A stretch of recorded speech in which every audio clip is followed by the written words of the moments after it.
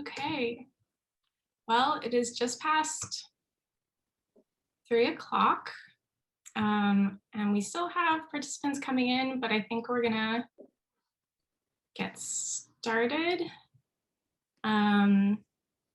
Make sure everyone's here. Okay, excellent. Well, welcome everyone. It's so wonderful to see how many people have turned out on this Friday afternoon, at least in Boston. It's cold and rainy, and I know we're all at home, but it's wonderful that you could all join us for LIS Hiring Practices, Barriers to Diversity, Equity, and Inclusion. My name is Molly Copeland. I am a second-year master's student at Simmons University as a dual degree history and archives, or in the dual degree history and archives program. And I'm going to be moderating today. Just a quick thank you, first of all, to Professors Kathy Wisser and Lisa Hussey, who helped organize this with me. Also to Maya Sengold, and then all the student groups who are sponsoring it. To give a quick kind of preview of what the event's going to look like, I'm going to introduce all of our panelists. We're going to hear some short presentations, and then we'll go to Q&A. I have everyone's video and audio turned off if you're a participant, but feel free to add any comments or questions in the chat. That will be moderated by our co-hosts. So really excited to hear your questions at the end. I'm going to jump into introducing our panelists today. First of all, I just want to double check. Can everyone hear me and see everything? Okay, excellent. So starting first,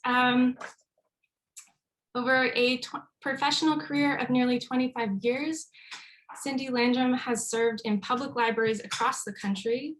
Prior to her appointment to a federal agency, she served as CEO Director of the Evansville Vanderburgh Public Library in Indiana. She also served as Assistant Director for Public Libraries at Oak Park Library in Illinois, Assistant Director of Mount Lebanon Public Library in Pittsburgh, and held various positions at the Glendale Public Library in Arizona. She has been active in local, state, and national professional associations, including serving as president of the Arizona Library Association. Ms. Landrum has also volunteered on local nonprofit and municipal boards. Ms. Landrum has a Bachelor of Arts degree in linguistics from Northwestern University, a master's degree in library and information science from University of Southern Mississippi, and is a PhD student in the School of Library and Information Science at Simmons University. Jessica Elias serves as the Community Learning Supervisor for the Boston Public Library.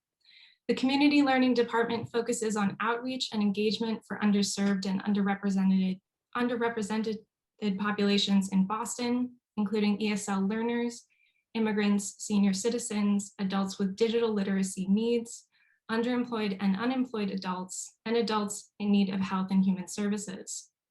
Since beginning her journey with Boston Public Libraries in 2014, she and her staff of 9 are committed to growing and enhancing skills in communities for 21st century success by fostering a library culture built on empathy and curiosity, user-friendly trainings and engagement, and a passion for lifelong learning. Jessica has her BFA in Fine Arts from the University of Massachusetts Dartmouth and her MS in Library Science from Simmons University. Outside of the library, she is a bird enthusiast and volunteer for the Mass Audubon Society. Karen Abramson is director of the JFK Library's Archives Department, which is responsible for acquiring, preserving, and providing access to primary source materials in all formats that document the life, career, presidential administration, and associates of John F. Kennedy, the 35th President of the United States. Ms. Abramson has been a professional archivist for more than 20 years and joined the Kennedy Library staff in October 2010. She holds a BA in Sociology and Women's Studies from Brandeis University, an MA in Social Welfare Policy and Women's Studies from the Heller School of Social Policy and Management at Brandeis University, and an MLIS with a concentration in Archives Management from Simmons University School of Library and Information Science. And last but not least, Ruth Tillman is the founder and co-facilitator of the Digital Library Federation's Working Group on Labor in Digital Libraries, Archives, and Museums, and works as the cataloging systems and linked data strategist at the Penn State University Libraries. She has held precarious positions and supported a precarious academic spouse. When she's not working, she quilts, writes, and tries to repair things, excuse me. So thank you so much to the panelists for coming today. And we will start with Cyndee. I will share my screen so I can bring up your presentation.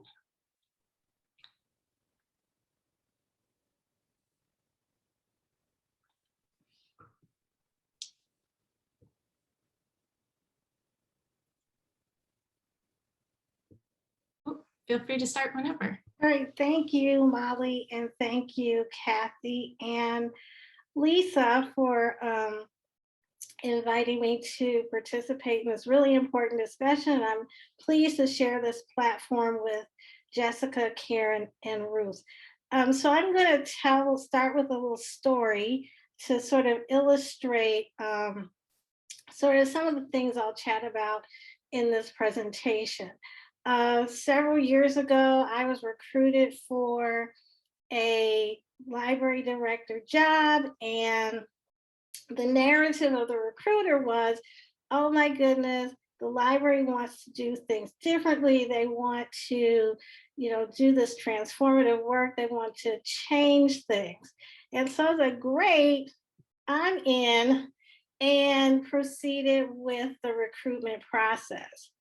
And through the recruitment process, what I found out was that that may have been what they thought they wanted to do, but the process itself was the same process they had been using probably for the last 20 years and getting the same result. And so for me, there are the barriers within the hiring practices, but even essentially and fundamentally, there are barriers to those barriers. Next slide, please, Molly. So as Molly read in my bio, I am a federally appointed employee, so I have to do this disclaimer. The views and opinions expressed during this presentation are the presenters. They do not reflect or represent an official position and or policy of any agency, organization, or employer affiliated or associated with the presenter. Next slide, please. So as I said, I can identify a variety of practices that we have in LIS when it comes to hiring, and I believe we can change those practices.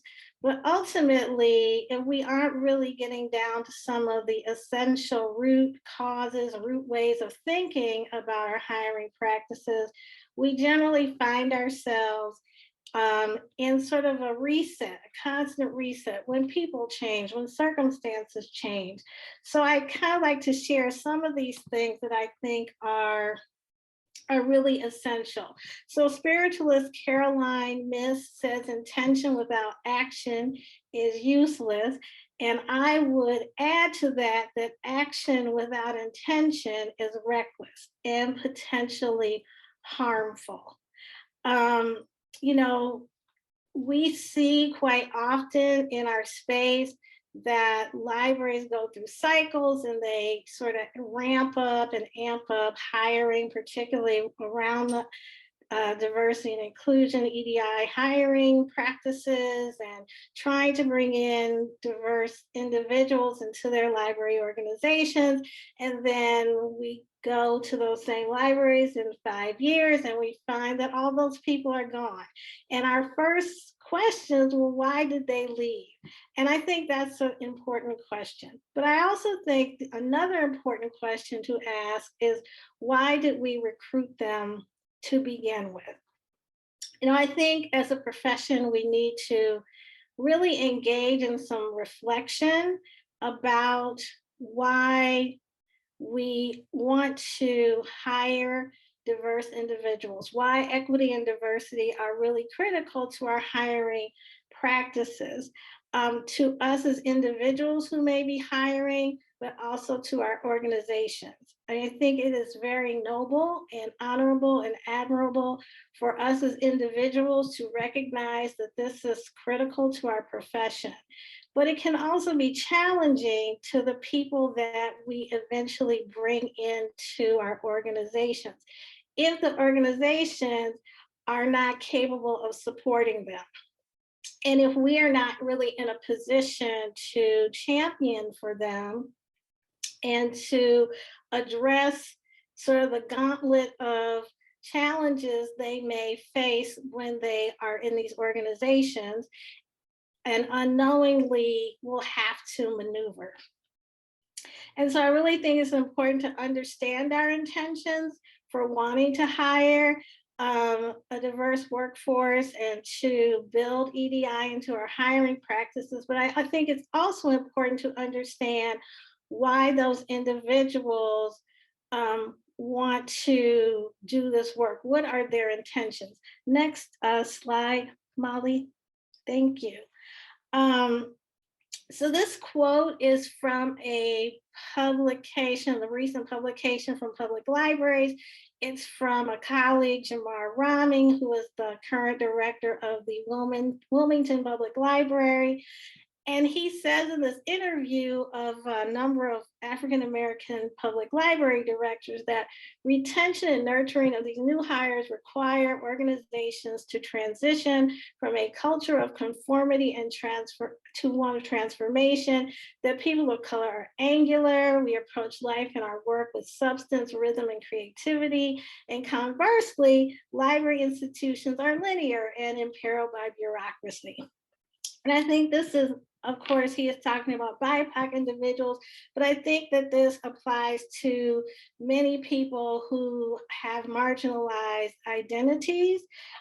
They come to the work for a different reason sometimes than the way that the work may be designed. So we may think of the person who works at a checkout desk as someone who is doing transactional work. Give me a library card, I check out your materials, and that's the end of it. Oh, and good customer service. We want them to be nice.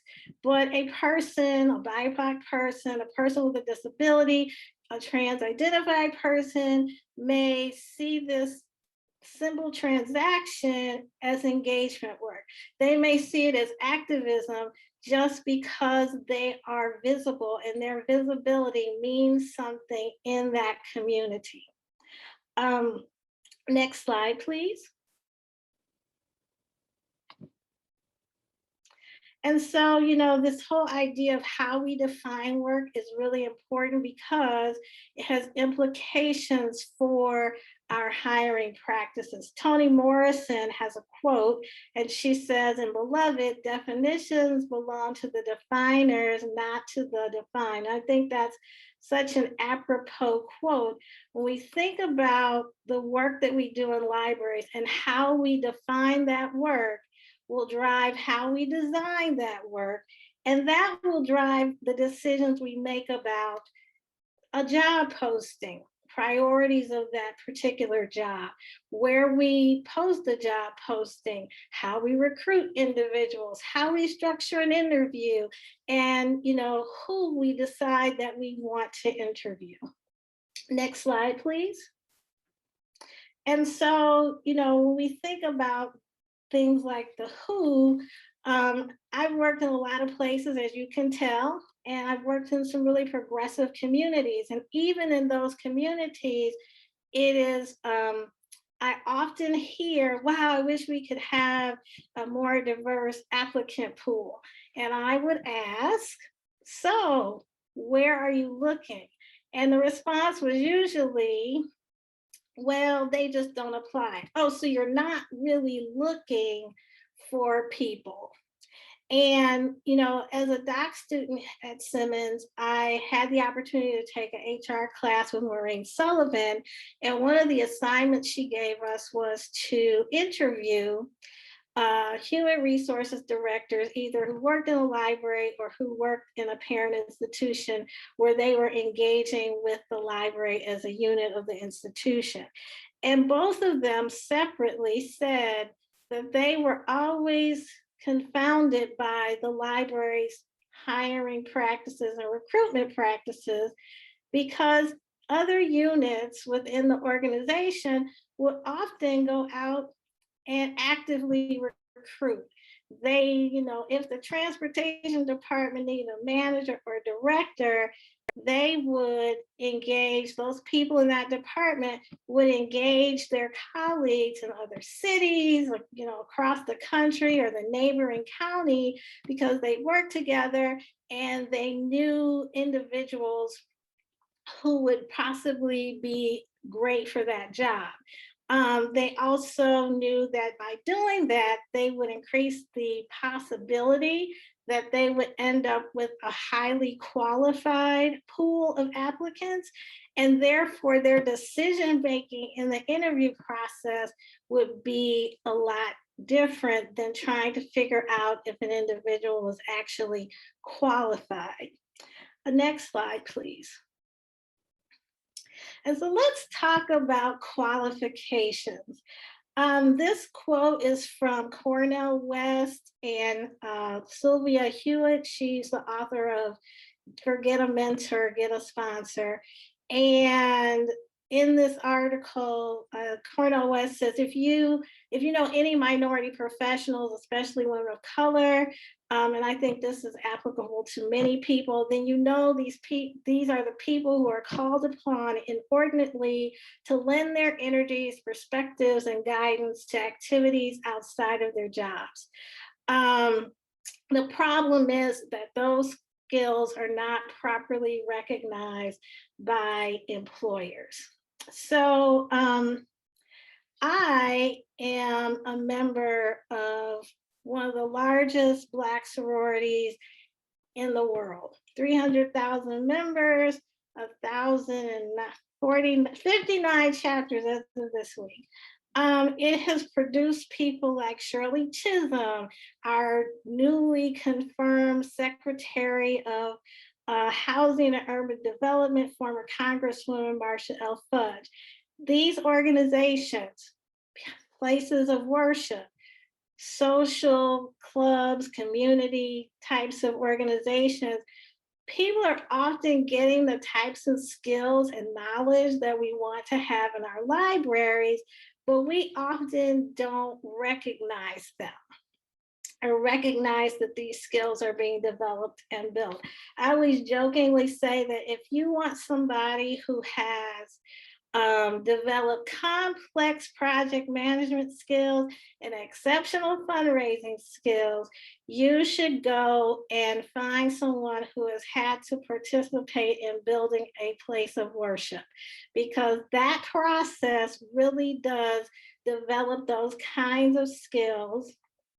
And we just need to hone in on those when we're thinking about the types of qualifications we're looking for, as opposed to, we want someone who has 10 years of experience in a library of this type with 2 branches and 5 bookmobiles and 102 full-time staff, and being very, very particular and looking sort of, as I like to say, below the fold of the resume, and asking questions from a place of cultural humility. If something is not, that you're not familiar with something, if someone has been the treasurer of their local chapter of the NAACP or Urban League,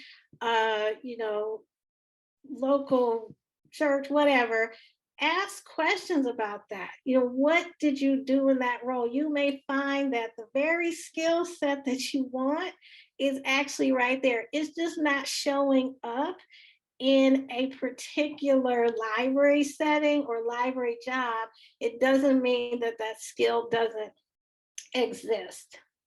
Next slide, please.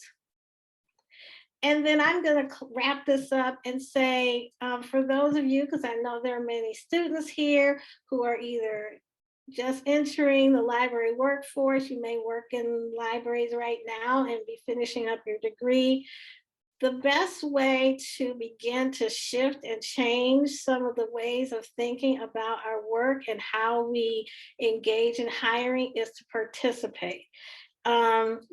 Hiring processes, I recognize, can be a heavy lift. They require a lot of time, but the only way that we can start to critique them is when we understand the systems that inform them, and the ways in which they work and do not work, and asking the critical questions that hopefully at some point not only change things in that moment or shortly thereafter, but also put you in a position when you are a hiring manager to make decisions and determinations that can then shift how we engage in our hiring practices. And so that's my time, and thank you very much.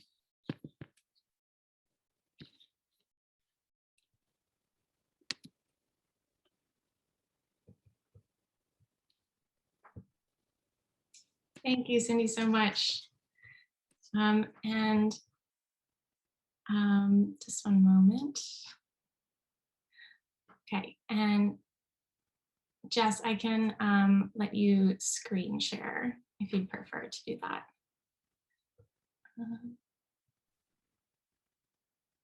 Thank you so much. Cyndee, that was such a wonderful presentation.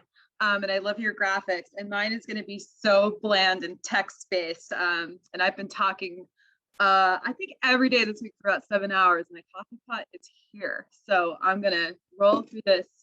So I'm Jess, and I'm going to talk about our residency requirement for the city of Boston. So before I wanted to jump into that, I wanted to say something pretty cool with the Boston Public Library.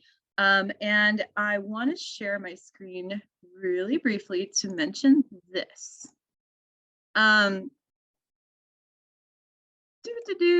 So I think a lot of bigger systems are doing this, but and you guys can see this is part of our news here, but in November of 2020, the Boston Public Library finally enacted a real plan on racial equity.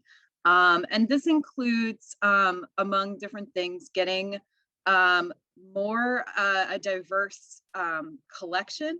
We're actually reviewing quite a bit of our acquisition policies with an intentional intention to raise the voices of people of color through representation, inclusivity, and diversity. And really are, I'm really, as a person who's been with the library for 6 years, I'm really excited to see this come out. We're working with YW Boston to really help our mission become just more committed to racial equity and diversity and inclusion, especially after the events recently. So I won't go through all this in depth. You can check it out on the site here. But what I'm here to talk about is, one of the things that the stops short on, and that's really regarding the residency policy that is here, not just to work for the city of Boston, for the library, but actually for the majority of the city of Boston things. So I'm going to share a really bland presentation. Give me 1 second here.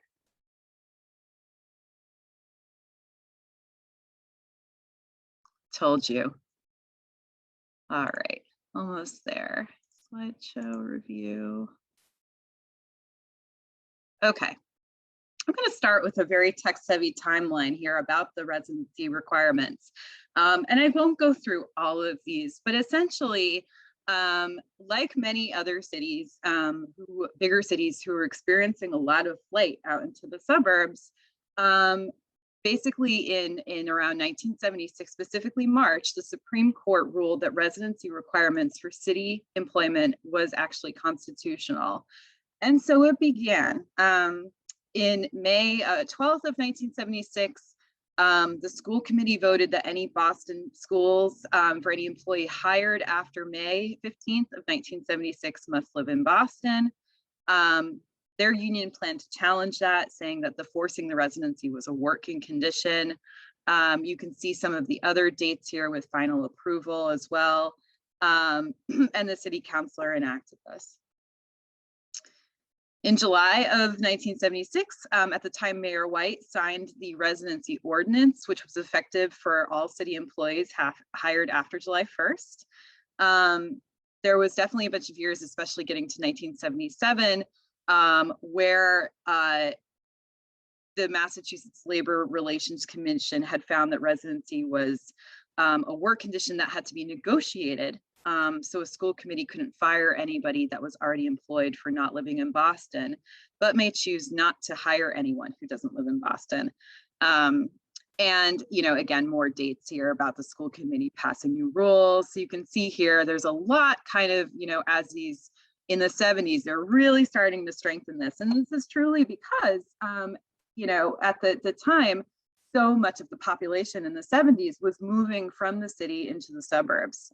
So what better way to ensure city jobs with good benefits and a workforce that included those who shared the same streets and houses. More of this timeline.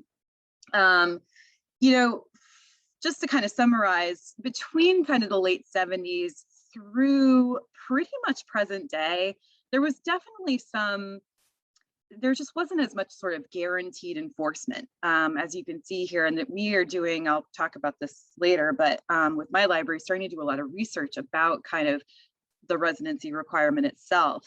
But what I can kind of give you from this in particular is that there was just quite a bit of time where even though this residency requirement was enacted, it was only a small percentage of people who were actually kind of, that residency requirement was enforced.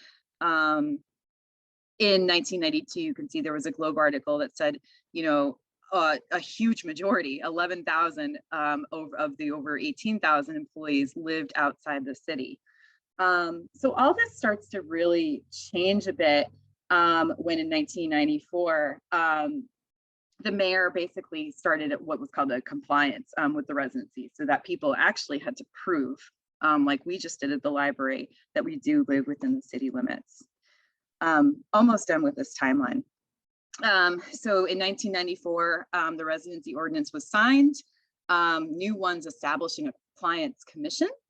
And essentially with the ordinances, that basically meant that so many of the city unions, for example, AFSCME, the different types of workers, basically had a bargain, and it doesn't mention it here, but that most employees have to live within the city of Boston for 10 years upon their hiring date.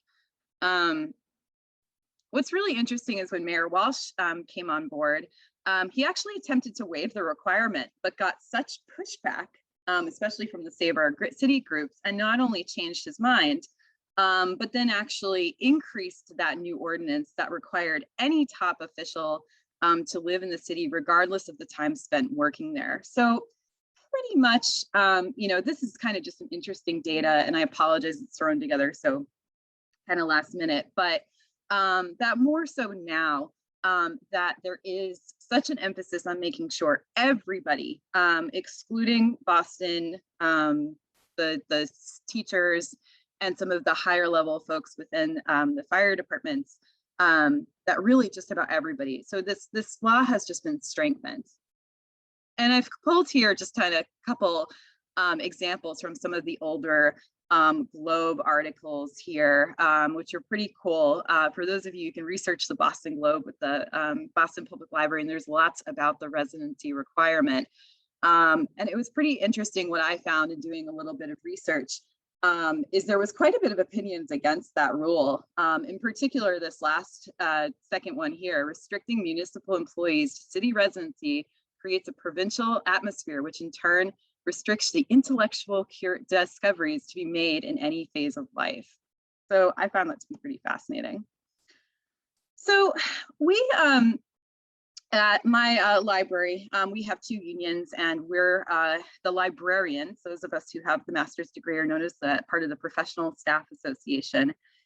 And as our contracts are coming up, we finally have a good group of us who really are wanting to bring this residency into the residency requirement into the forefront, not just for us, and not just for our library workers who are library assistants, but anybody who has to be under this residency requirement.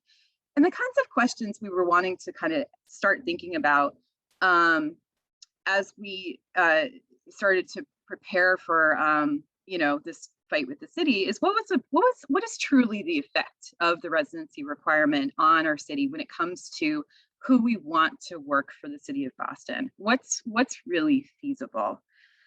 Does this residency requirement prevent diverse hiring pools? And does it lead to retention issues? Do people find that as they're starting to build a family, that maybe their 1.5 to 2 bedroom tiny apartment is just not enough? The answer sometimes is no, it's not enough. Does it lead to retention issues for people who maybe want to start a family, who want to make bigger financial investments, who want to potentially be able to be closer to older parents who may have some health issues and yet still are within those 10 years? Does the residency requirement impact recruitment for individuals who may be truly interested in coming to work for the city of Boston, and especially our library, but for whom already have a home in, say, Somerville or Quincy or Malden or Brookline? The answer is yes. Does the residency requirement contribute to negative career and financial growth? And I think really importantly, is the residency requirement a barrier to diversity? So these are some of the questions that we have been posing and doing research about this to eventually present to our city partners. I'm pleased to say that actually as of literally an hour ago, so our union has in this, it's a big uphill battle to, you can't just somewhat say to the city, we don't want to be able forced to live here in the city. Wow, you really have to make a case for that. And so we decided to survey, ask our staff members who are in the PSA a number of questions just to get some I think that's really important to kind of find out really across the board how the residency has impacted them positively or negatively. And we're hoping to eventually be able to survey other unions in the city of Boston, because I think that truly matters.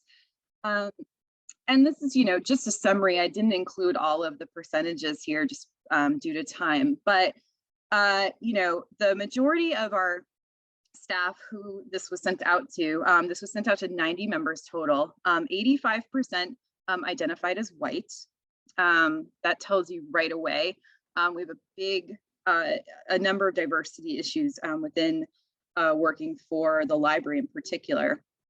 And then some of the numbers here, we have 67% of staff that are still within the residency requirement, which is 10 years. So when you work for the library and most of the city of Boston bargaining unions, it is 10 years from the date you start. You have to be living in the city of Boston on day 1 of hire. You don't get 6 months to do it, you have to.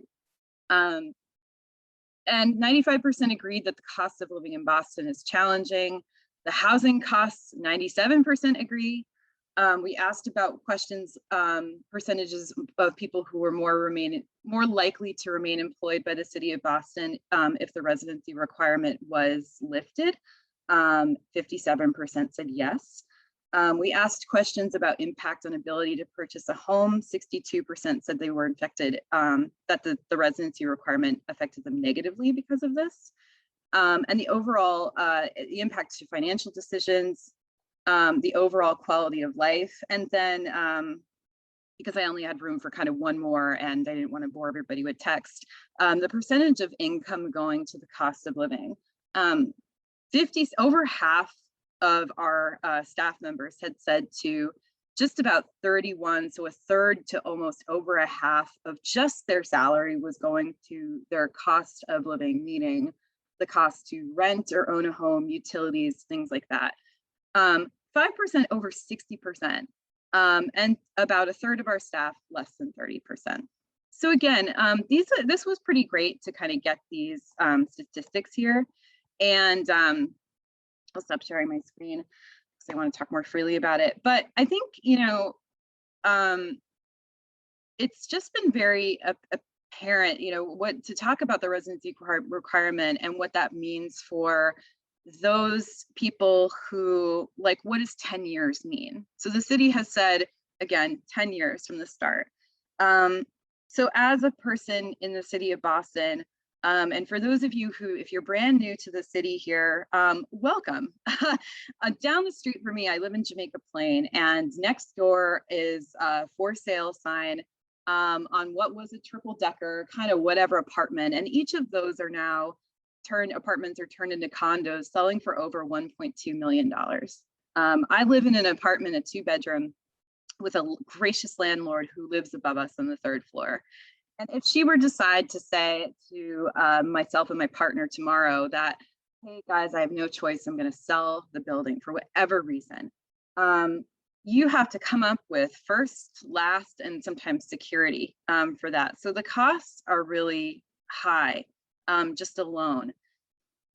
And we've had a lot of our members who, in order to take a job with the library, have had to relocate from their apartments just over the border, and who have been faced in especially times that have been difficult now with suddenly having to find to move.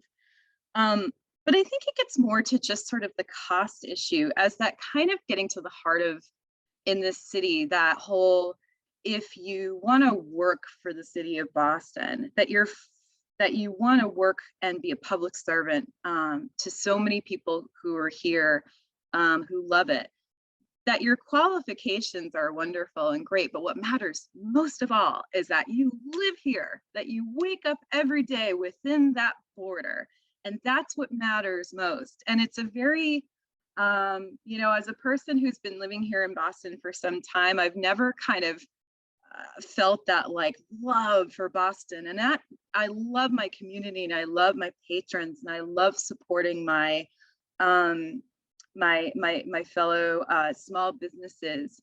But gosh darn, like my partner bought a home in a little cute area in Pawtucket, Rhode Island, where our families are close by, where we have elderly parents, and I'm like a lot of people who were in that 10-year period, and you start to wonder, what does 10 years have an impact on? Does 10 years mean that I wasn't able to because I have to save for all of this money for rent?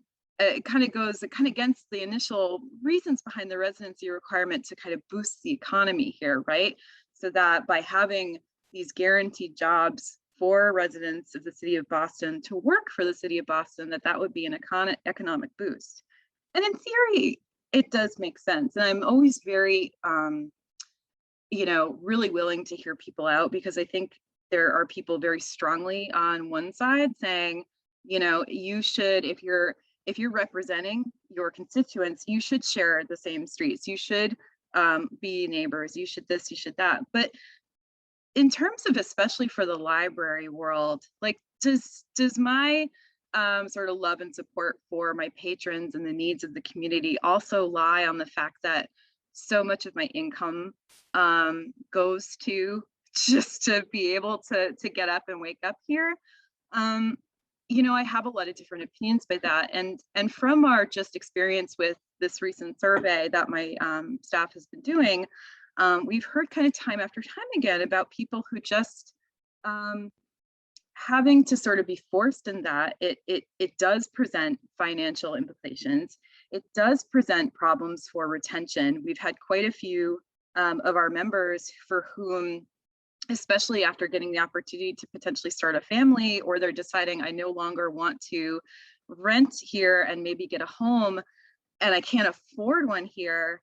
And it's not to say that all librarians want the life of luxury. We didn't come onto this profession to, be bajillionaires, but I think there's that kind of autonomy of where we just want to be able to live. And, I think so for us, like I said, as part of our next contract, we are hoping to address the residency requirement by doing a lot of research. We have a lot of our folks, and I can't speak so much at this point, just we're looking into how this really matters, especially for our colleagues and staff members of color, and how that especially has been more of an impact. But I will say, you know, and for those of you who've experienced this in Boston, that it becomes really difficult if suddenly your landlord or building manager says, we're gonna raise the rent by a lot of money and there's nothing you can do about it but pay that or leave, or people moreover who've just gotten displaced.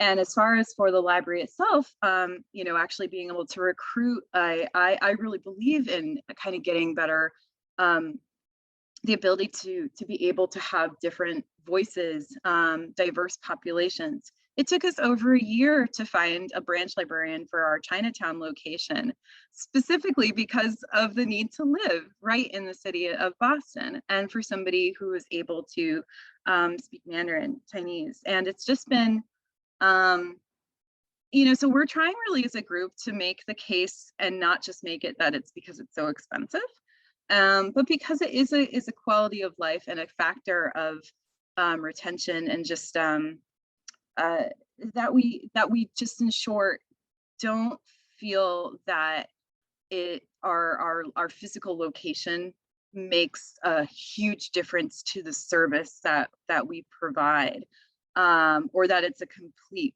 barrier to that. And we're hoping to find some flexibility for this, especially as we lose more staff who decide that it's no longer able for them to live within the city of Boston limits, or for others who maybe aren't considering us because they already are living in a much more affordable location, and you know, kind of what that means. So that's a bit about the residency requirement, and I'm happy to, after, if there's questions about it or more thoughts, happy to hear. But thank you so much. Thank you so much, Jess. Next up, we have Karen.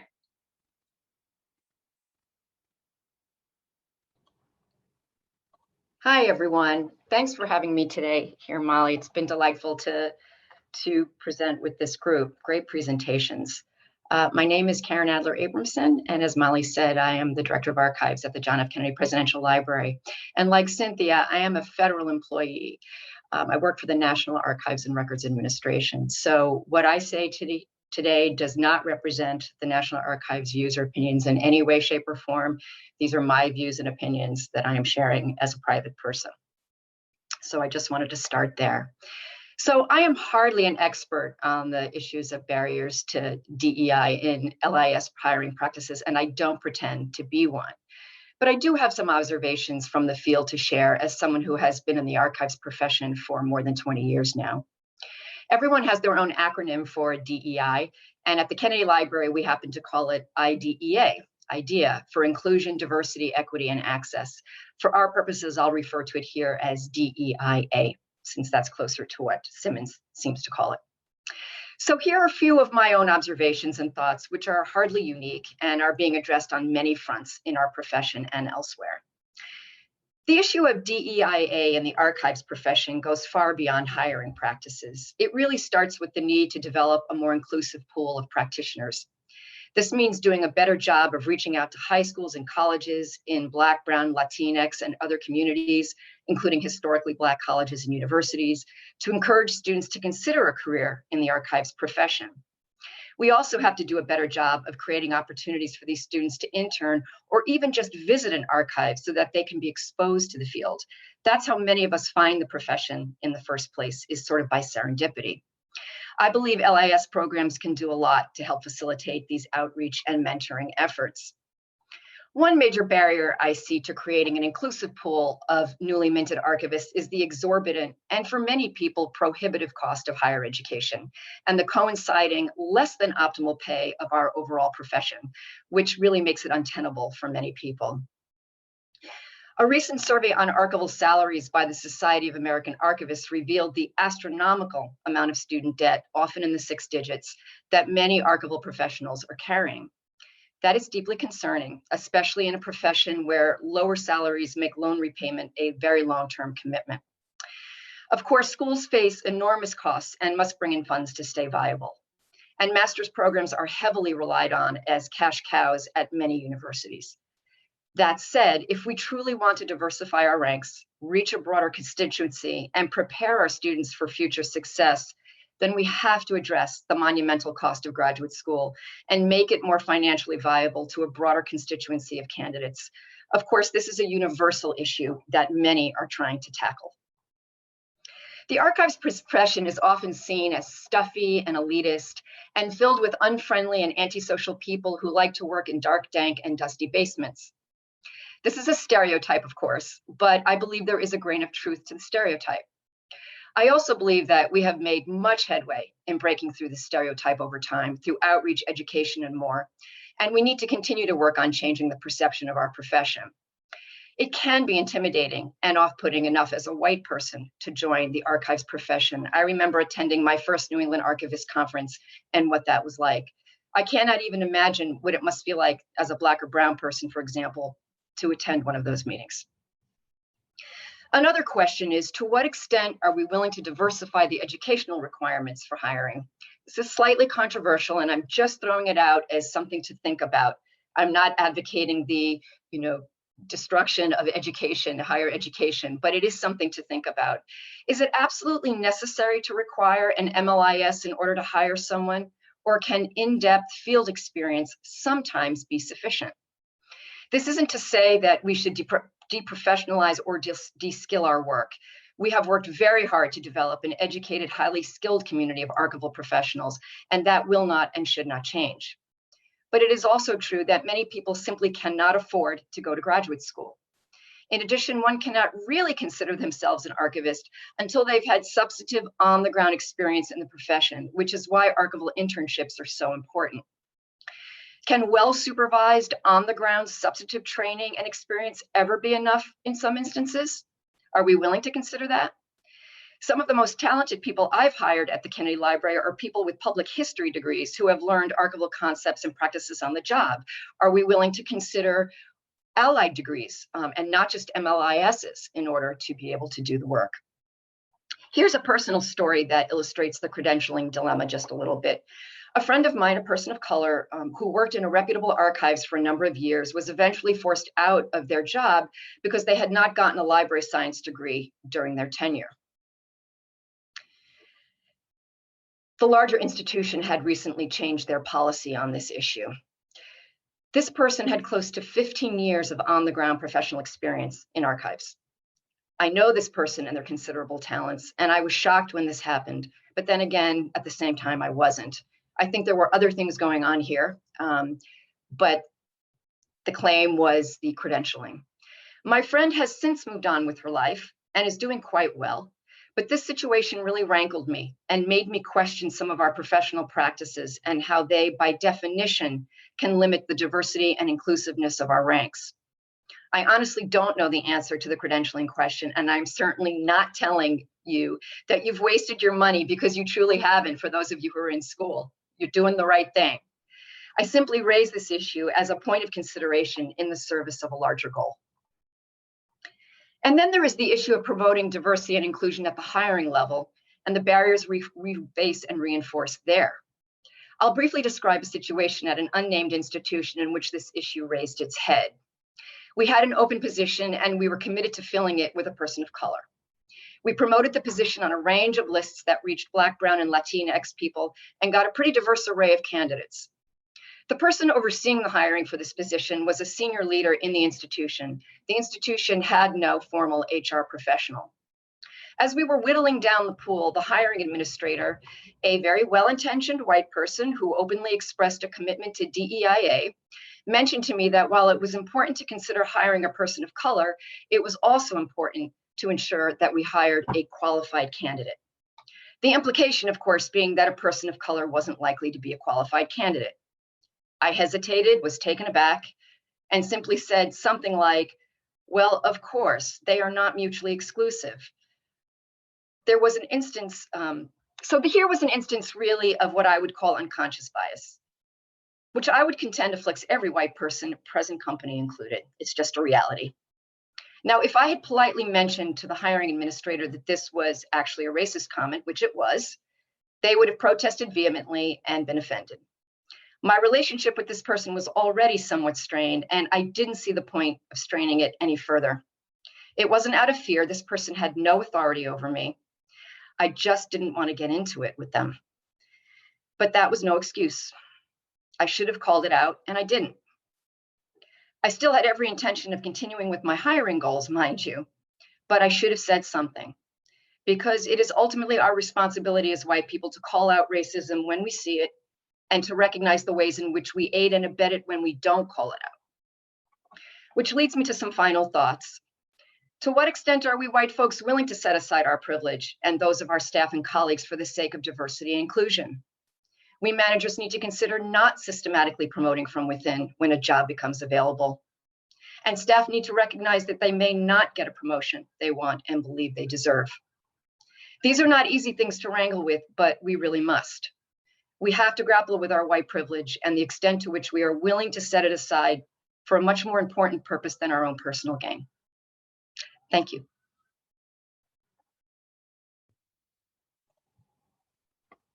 Thank you, Karen. And Ruth. Thank you, and good afternoon, everyone. These have been three really interesting approaches to the areas of hiring. And what I'm going to talk about today is something that my collaborator, Cyndee Rodriguez, who can't be here, and tapped me in for this. And I have been researching through the DLF Labor Working Group and then through a national forum grant to hold 2 forums called the Collective Responsibility Project that was funded by the IMLS. Thank you, Cyndee, who's continuing to oversee that as we wrap it up.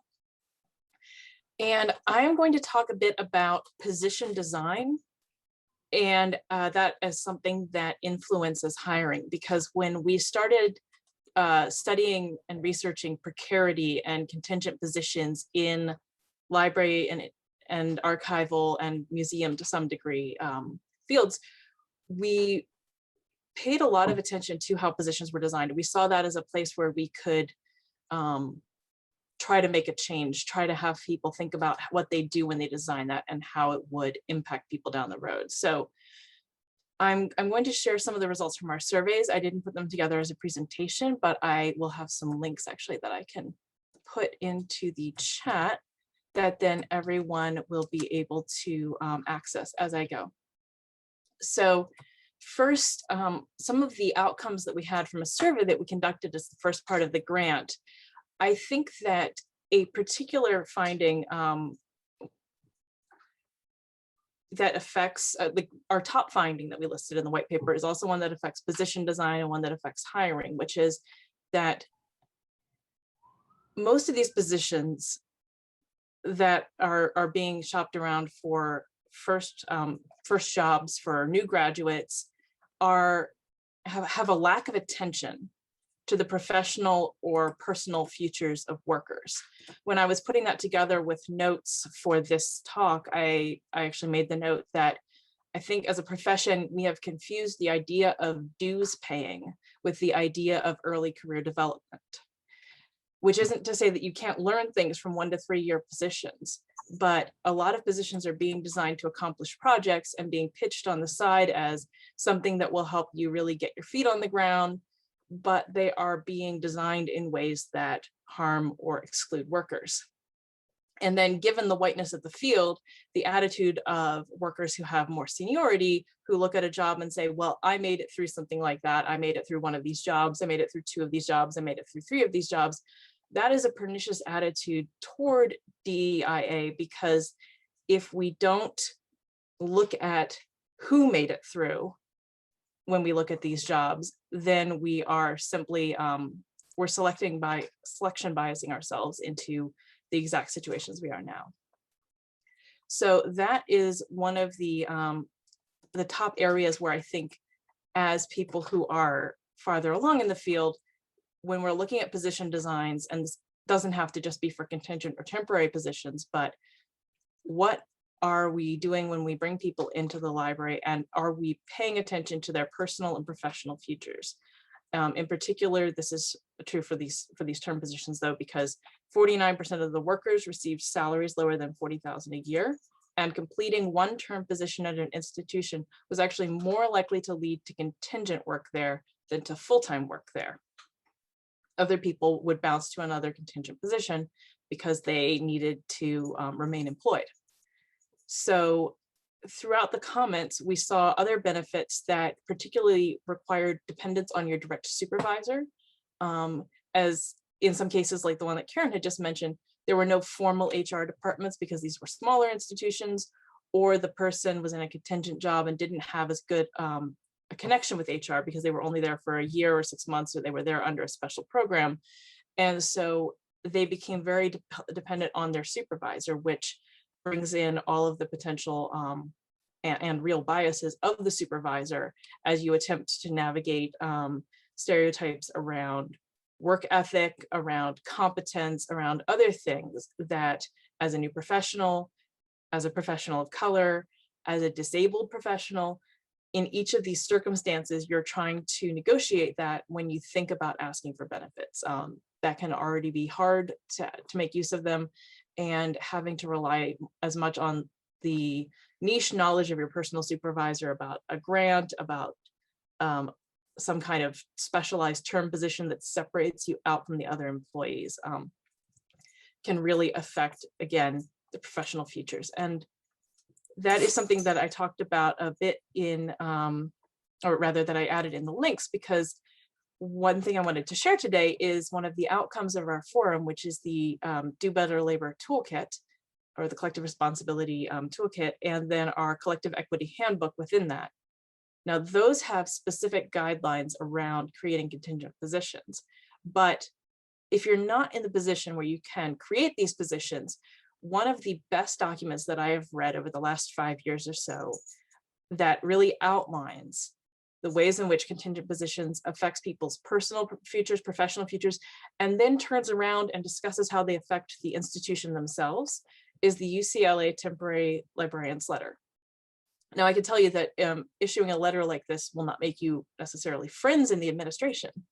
But if you are trying to argue a point to someone with more power than you, if you are trying to discuss things with your manager and with others, just to quote a couple of things here, in their second bullet point, or in their first and second bullet points, they talk about how UCLA, through hiring archivists on these renewed temporary contracts, which were all still funded within UCLA, there was no grant funding for these.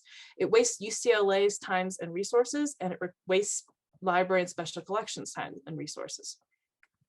So focusing on those angles of it, and the frequency of turnover and how that impacts hiring, search committees, onboarding, training, and takes work away from other departments. These are angles that people can use when making the argument for why you should create better positions, why you should create longer lasting and more permanent positions, and positions that pay attention to those professional futures and ideally keep people with you. They talk about institutional knowledge. They talk about long-term decision-making within the libraries. And then they talk about how it affects the long-term decision-making outside the libraries. One anecdote that had come up in our survey was someone described that she had, through her temporary positions, she had only become stable enough to have a child after she became of advanced maternal age, which increased her risk factors. She does have a child, but for other people, this has been a real struggle. So I don't have any answers today, and I don't think any of us have, a one answer to take away. But one of the things that has really come up in our work, besides these harms in the position design, is that when looking at an institutional level, statements made like in the UCLA Temporary Librarian's Letter are perhaps some of the best ways to do this, to pull this together. And even if we don't have the power to make these changes as individuals, if all of us, oh, I am sorry, I'm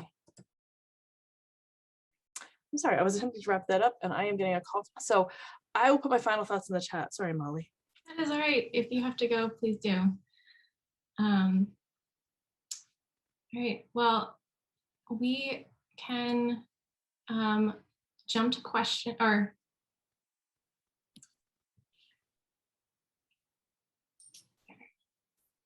Let me see. And I want to make sure that people are going to be able to put their questions into the chat. I'll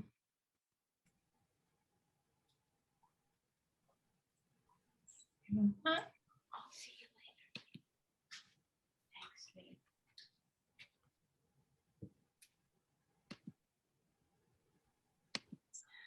Thanks. All right. Well, it's unfortunate that Ruth wasn't able to finish her presentation, but we can turn the discussion back to you with kind of her contribution as well. Thank you, first of all, so much for everyone giving your presentations. I think we got some really diverse and very complementary viewpoints and things to talk about. To start it off, I'm going to just start off with a question, and then please feel free to drop your questions in the chat. I was kind of pulling different threads out of what you were all talking about, and actually, I think Ruth identified or articulated this idea of thinking about the professional futures of hires and creating conditions that make it better to develop in the profession, to be able to stay in a place that you want to live, to be able to get the professional development that you want. And also this idea of thinking beyond kind of traditional qualifications and credentialing. And I just wonder if you want to start out by speaking on that a little bit more, and if there are kind of these common things that we can say about these different contexts, or if maybe the difference between a federal government library and a public library and an academic institution, that we have to address these in different ways.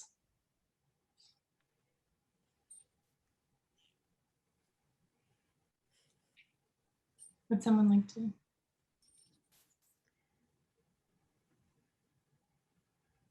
I'm sorry, is there something paused here? Oh, no. Say, please, any of the panelists, please feel free to jump in with the questions. Answer the questions.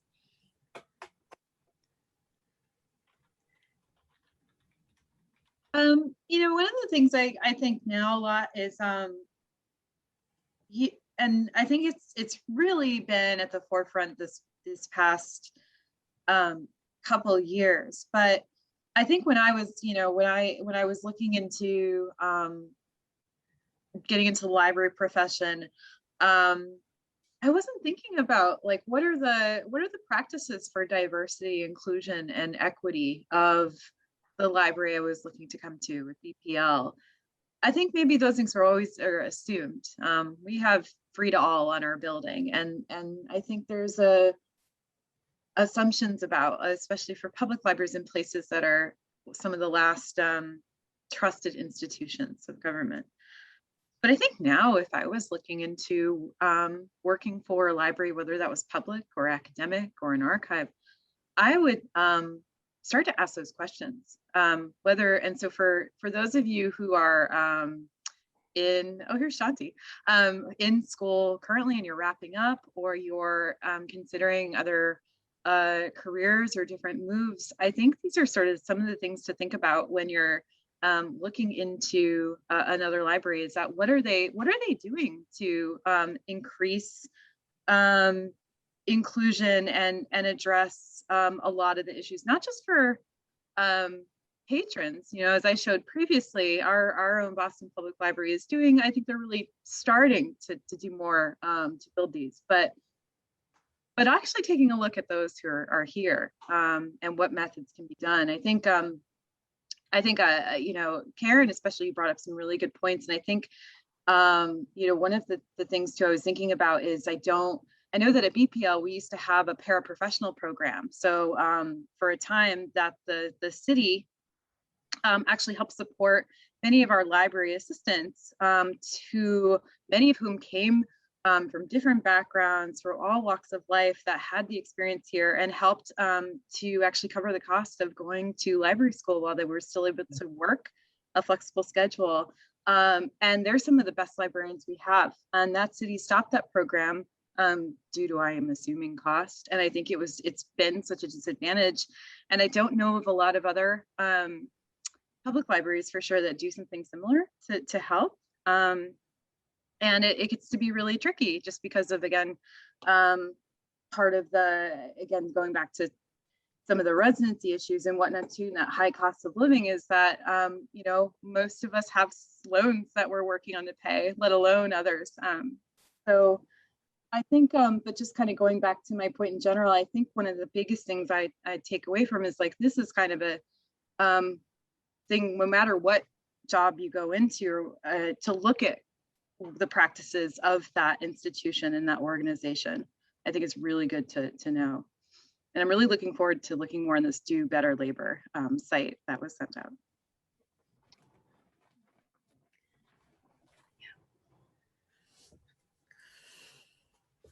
Ruth, now that you're back, would you like to just wrap up your presentation, or?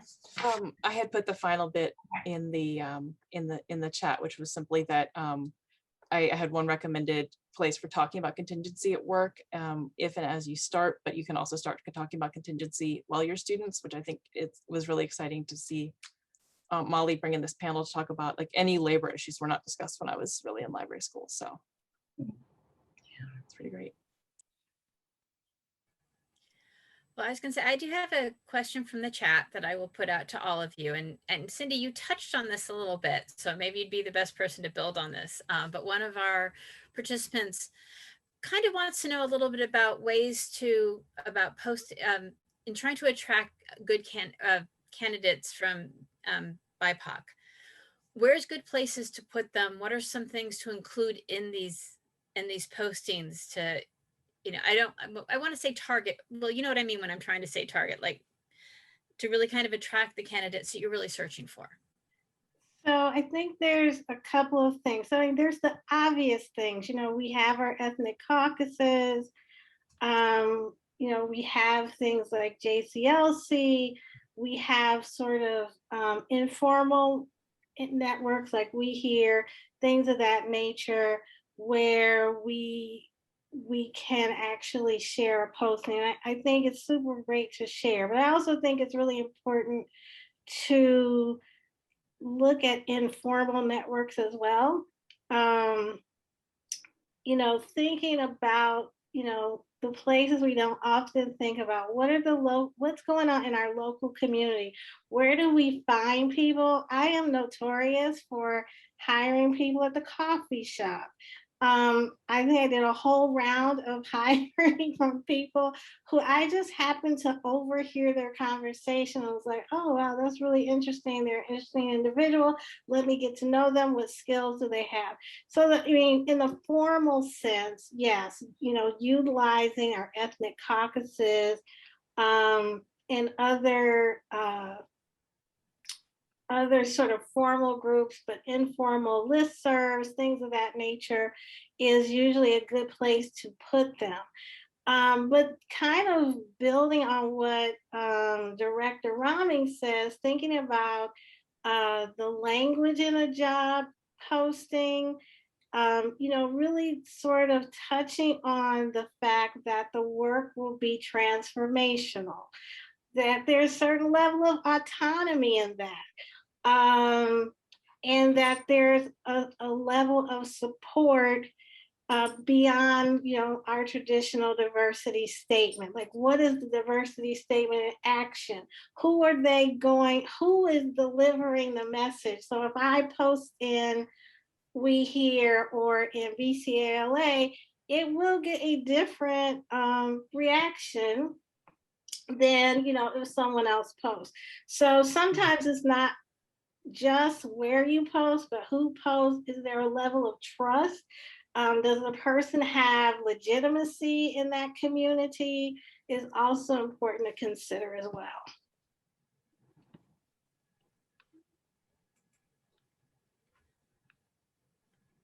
Can say, would anybody else like to contribute to this question, or should we move on to the next one?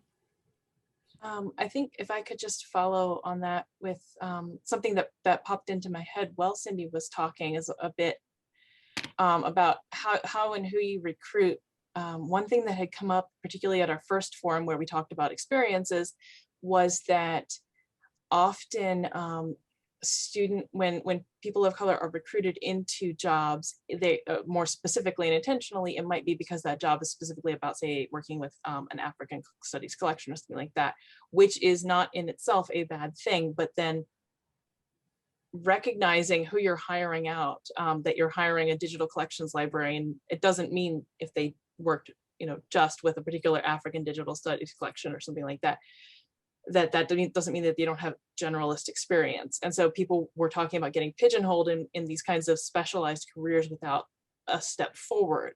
And again, that's the lack of attention to people's personal and professional futures, that like, okay, well, this job isn't, a special job, so we're just going to hire, another white person for it. And saying instead, like, who are the amazing people out there doing work in even these specialized collections, and recruiting them would be another thing to look at.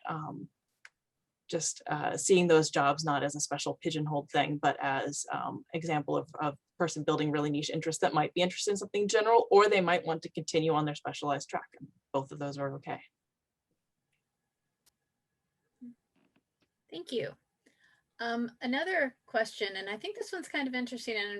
And does anybody have advice for small libraries and mostly white rural communities for basically encouraging diverse candidate pools? I think I'm Jessica and the public library folks here. And I worked in the last community where I worked is sort of an urban, suburban, rural mixed community. So a couple things from my experience. I would say that it's not impossible, but again, what is the intention? Is this a changing community? Is there an emerging population? That's why it's important. Is it important because what we know about homogenous communities is that there needs to be an infusion of difference, people who may be different, whatever that difference is, so that people are not in their echo chambers. But I think it's really important, and I learned this lesson, is who you invite to that experience. And so when I would engage people from diverse backgrounds, I would often look at where they were coming from. So I had a colleague, and she was from Chattanooga, Tennessee. She understood the dynamics of the type of community she was coming to as an African-American woman.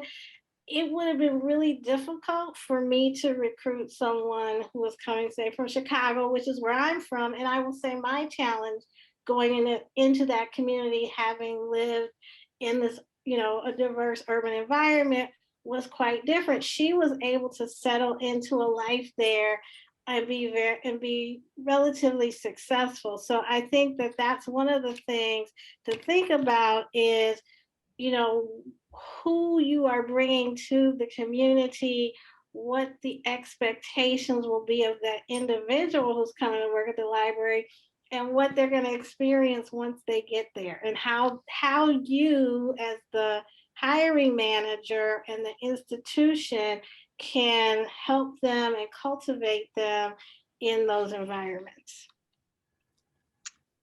I agree with you. I also want to say too, I think it's about, as well, and speaking from a public library perspective, but you're able to, especially in the language need, be able to suddenly, if you have people who can speak a different language and you're in a community which suddenly, take for example in Mattapan, who saw a major influx of refugees and survivors from the earthquake that happened in Haiti, and suddenly there's a huge population of Haitian Creole speakers, that you're then able to, just by having another ability to speak a language that others are comfortable with, provide those kinds of services, and just that kind of trust and connection that maybe wasn't there before.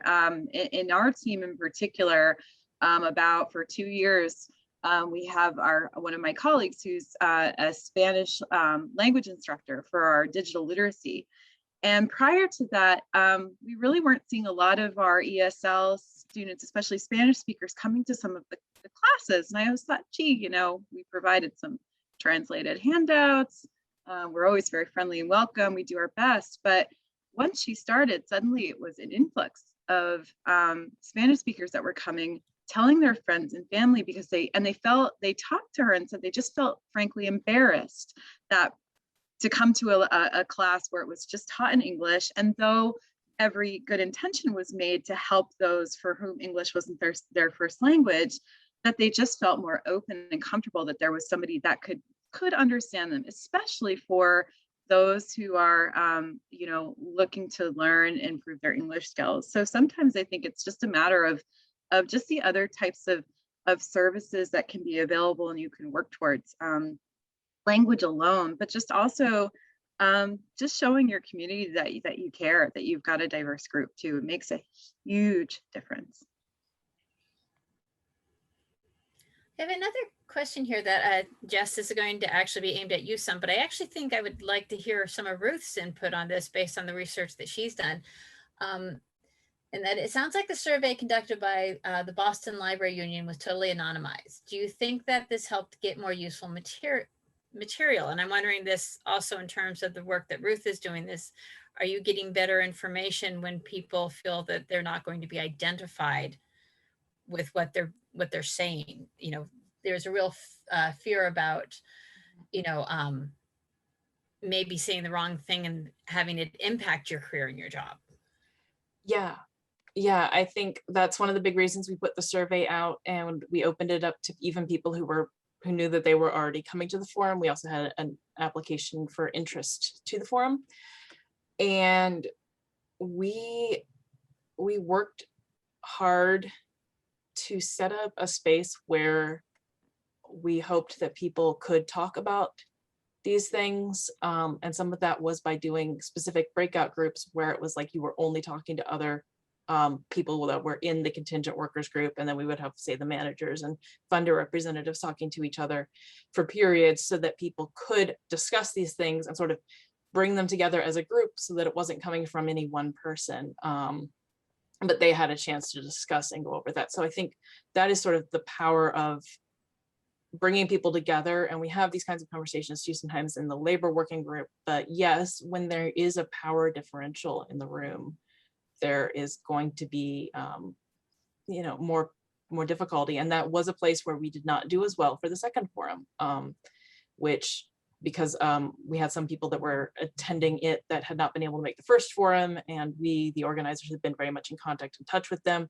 But for the other people, all that work that had gone into that first forum, it was sort of bringing in these new people without any intention put into bringing them into this space. And that's a place where, as Cyndee may read in our report when we write it, as we're just going to write that for June, where we definitely fell short. So I think there is some, and Cyndee has sometimes brought the idea too of like identity caucusing to our group. That's something that happens at the library, the MKC libraries, where she's an associate dean, where you bring librarians from a particular identity or background or group together to talk about issues, so that then they don't have a pressure of other people's eyes on them, and then they can also bring something forward without it necessarily being tied to a single person. So it's my somewhat long answer. Thank you. Yeah, no, I think definitely, you know, for our survey, it absolutely was anonymous. And I think it, you know, the more, you know, I think just a kind of a side note, when we did the survey just recently, it was, again, it was focused on sort of how the residency impacted our staff. And we had at sections, I didn't share this, but just sort of an open sort of, people feel free to sort of say in your own words what it meant. And especially after this last year, with the, you know, having to have been at home, no matter if you have 5 roommates or maybe a lot of space, it's tough nevertheless. But we've really gotten to sort of see from the survey results just how everything from some of our staff so ashamed that they, having to do virtual programs and having the force on your camera open, that they felt their apartments were such shitholes that they would go into their car to do their program,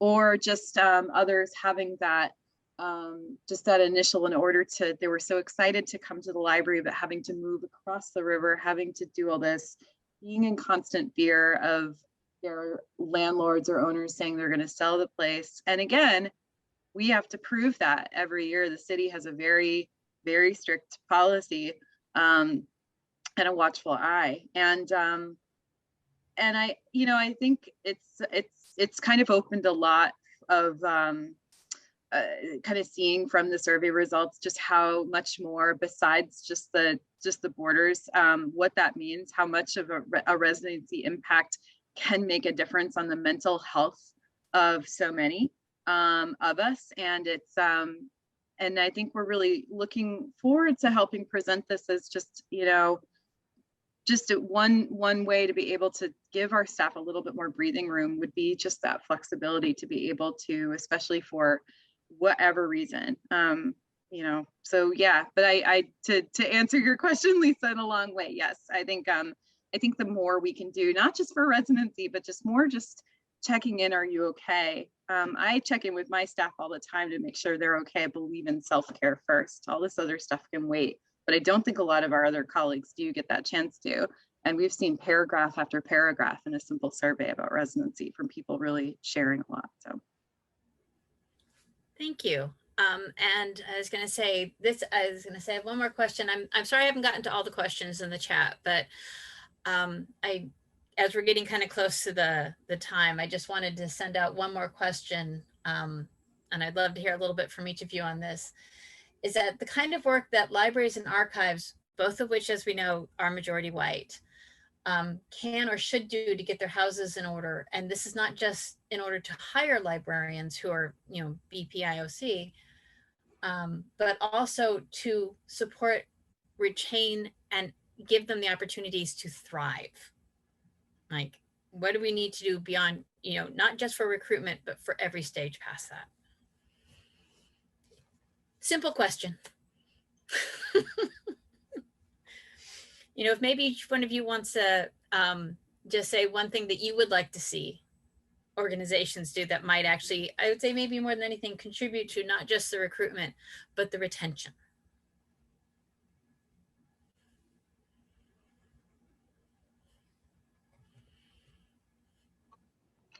Well, this is Karen, and I will simply say that we're pretty focused on recruitment. I mean, I've never worked anywhere where we've really been successful beyond that, I'm going to be honest. So, and it's interesting because I work for a very large agency and there are 40 units around the country. And I think that the demographics vary greatly depending upon where you are. So I think some of our entities are making great strides in this area and some of us are not. So I'm going to let other people speak to the retention because it's a really important issue, but I don't really have anything pithy to say about it.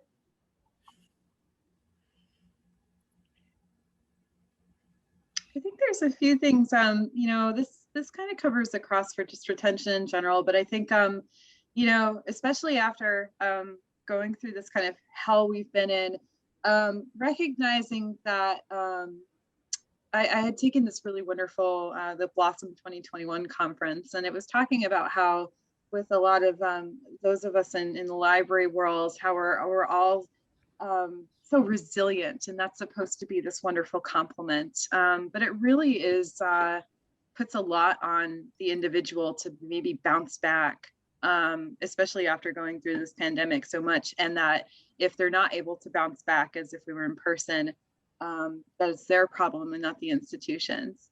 I think that the institutions for retention really need to do more to make sure that their staff don't experience burnout, that there's more opportunities, if any, if there's not an employee assistance program through any employer, that there is an option to have the time to reach out if somebody isn't okay. for those to feel like they should take their time off, and vacation time should be not something they should be worried of.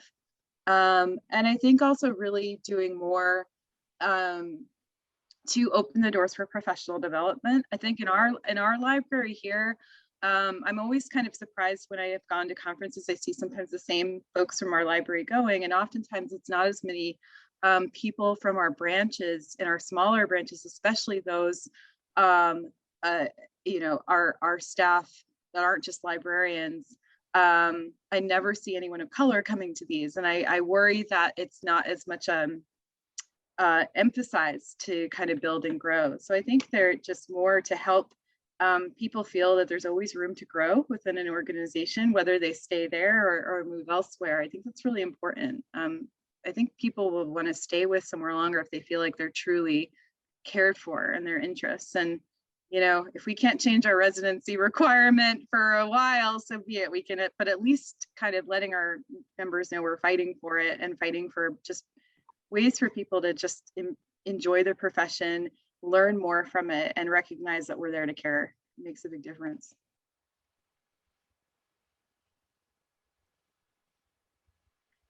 I guess the thing I would say is, you know, to Karen's point about the hyper focus on recruitment, you know, we have long been, I guess, a one-trick pony in that way. We have put all of our eggs in that basket, and we've talked a lot about pipeline and so forth and so on, but we really haven't taken the time to examine what's happening once we get people in the pipeline, and having some real conversations about the experiences of people from various identities when they are in the library, and actually believing them.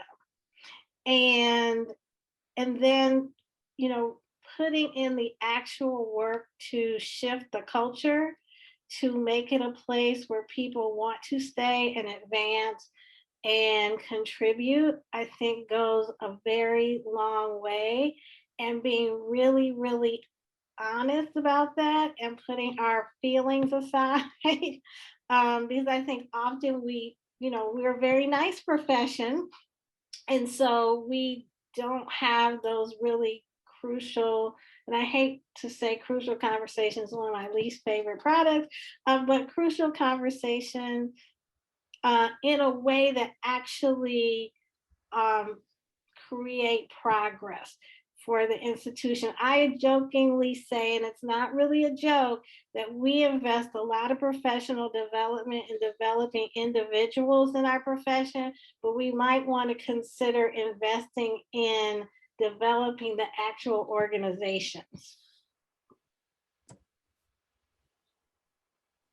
Yeah, I think building from both Jess and Cyndee there, I think what I had said at the beginning about one of our biggest findings being not treating workers as workers with a future, seeing people not just as somebody to check a box, but as somebody who is going to be in the profession for the future. Listening again, there was something I had seen yesterday on Twitter from ACRL about how we wouldn't need to work as much on recruitment if people weren't being forced out of jobs by toxicity and racism that they encountered once they got there. And I think Cyndee's thing about organizations and investing in them, I think that is a really, maybe a really important part of this, in that not, I guess, investing in as people in organizations, building these organizations into ways that are hiring people, not just for a year, not just for 6 months, not just for 20 hours a week, but that are organizations that actually have the funding that we need, have the approach to the work that we need, are willing to cut back on work if we are going to otherwise have to screw people over to do it. And seeing everyone in the field as someone with a future.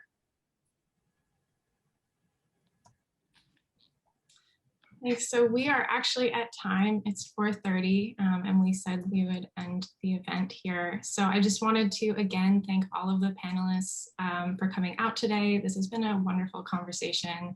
It's been really thought-provoking, and I think has touched on a lot of really important things that matter a lot to us. So thank you so much again. Thank you. Thank you. And thanks to everyone for coming out. Yeah, I hope you have a wonderful rest of your Friday and weekend. Yeah, thanks. Thank Molly. you. Thank you so much. So, This was a so lot of much to fun. think about. Lisa. Yes, Thanks, thank you Kathy. for participating. You guys had so many wonderful things for us to really think about. And as we'll tell you, as somebody who teaches management, wow, I have some revisions to some of the hiring lectures. That's so fun. Thank you all so much. What a treat. Stay out of the snow. Yeah. Mhm.